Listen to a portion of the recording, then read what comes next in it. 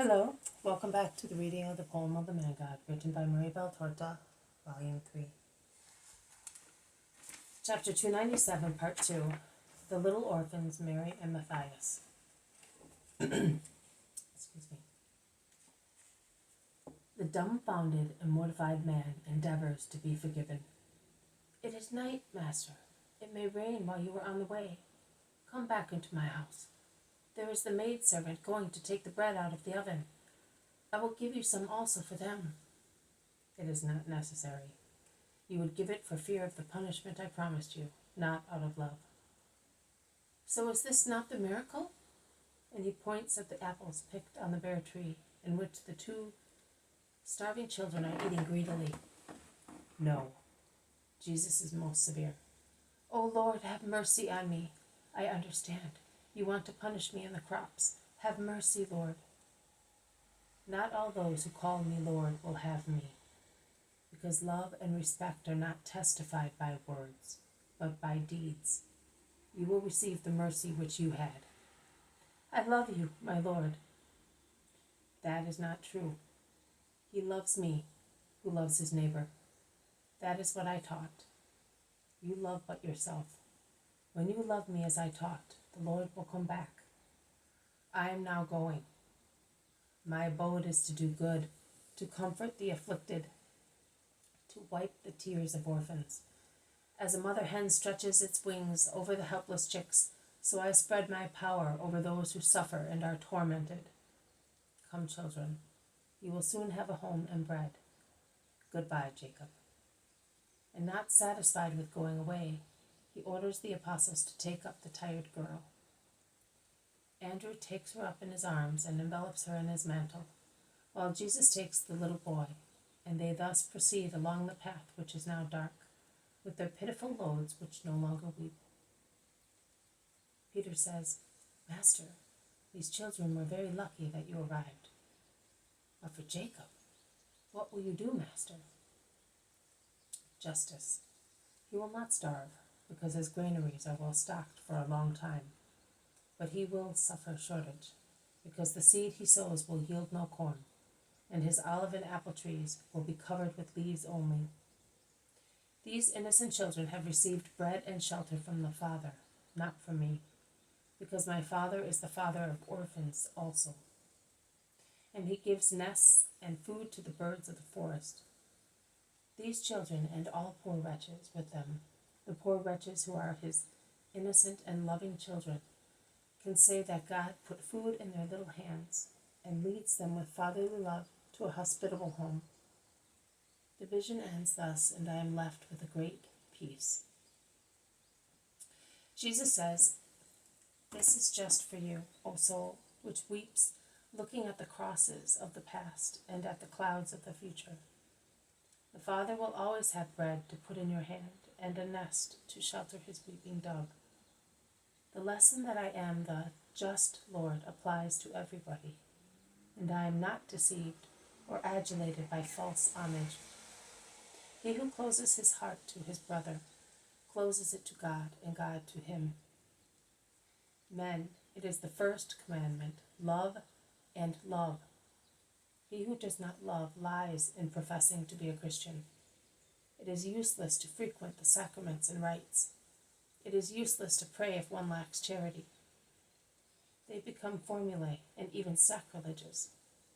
How can you come to the eternal bread and satisfy your hunger with it, when you have denied a starving person a piece of bread? Is your bread more precious than mine? Is it more holy?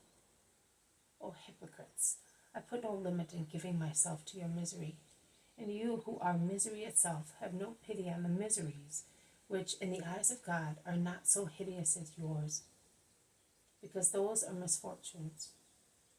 Yours are sins. Too often you say to me, Lord, Lord, to have me propitious to your interests. But you do not say so for your neighbor's sake. You do nothing for your neighbor in the name of the Lord. Look, what have your false religion and true lack of charity given you, both with regard to your community and to its individuals? To be abandoned by God. And the Lord will come back when you learn to love as I taught. But I say to you, little flock of good people who suffer, you are never orphans. You are never waifs. There would have to be no God before his children could lack providence. Stretch out your hands. The Father will give you everything as a father, that is, with love which does not humiliate. Wipe your tears. I will take you and lead you because I have pity on your languor. Man is the best loved in creation. Can you doubt that the Father may be more merciful to birds than to faithful men, since he is indulgent towards sinners and gives them time and the opportunity to come to him? Oh, if the world understood what God is! Go in peace, Mary. You are as dear to me as the two little orphans you saw, and you are even dearer. Go in peace. I am with you. 21st August 1944. Mary says, Mary, Mother is speaking. My Jesus has spoken of the infancy of the Spirit, a necessary requisite to conquer the kingdom. Yesterday, he showed you a page of his life as a master. You saw some children, some poor children. Is there nothing else to be said? Yes, there is, and I am saying it to you, as I want to make you dearer and dearer to Jesus.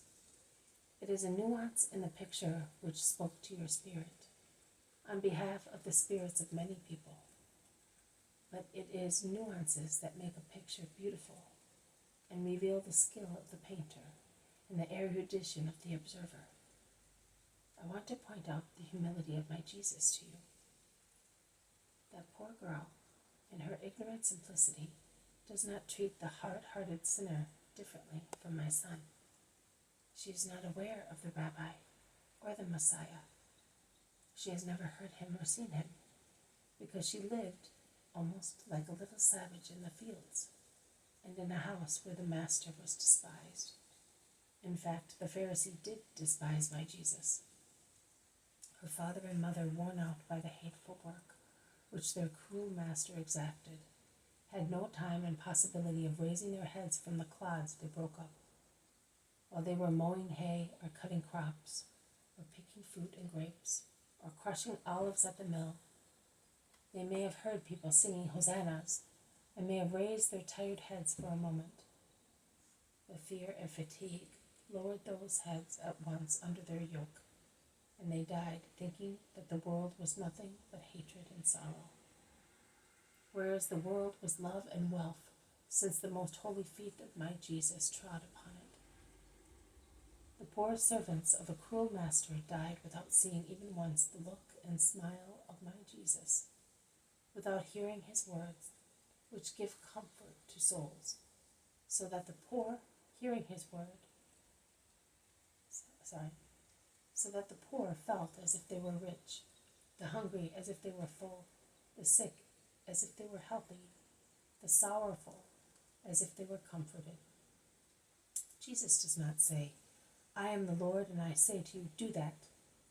He remains anonymous, and the little girl, who was so ignorant that she did not understand even when she saw the miracle of the apple tree bare of leaves, a branch of which became laden with apples to satisfy their hunger, continues to call him Sir, as she called Ishmael her master and the cruel Jacob. She feels attracted to the good Lord, because kindness always attracts, but nothing more. She follows him confidently, and the poor girl lost in the world, and in the ignorance encouraged by the world, by the great world of mighty pleasure-loving people, who are keen in keeping inferiors in darkness, in order to torture them more easily and exploit them more greedily. The poor girl loves him at once, instinctively. She will learn later who was that Sir, who was as poor, as homeless and motherless as she was, who had no food, because he had left everything out of his love for men, also for her, a poor little frail girl.